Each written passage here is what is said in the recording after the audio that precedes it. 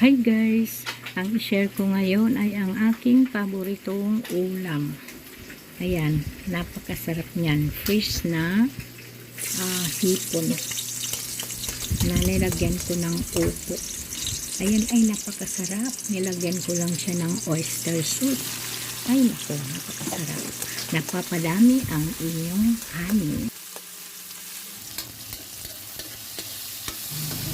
Shout out nga pala sa aking mga mapabait na subscribers and silent viewers. Ayan, maraming salamat sa inyong suporta guys.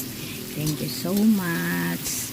God bless you more.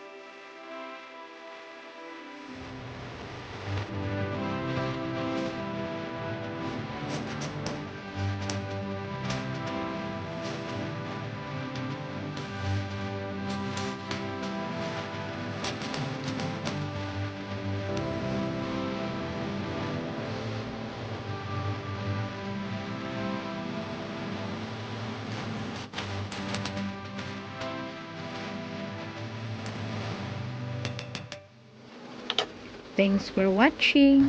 See you on my next vlog. Bye.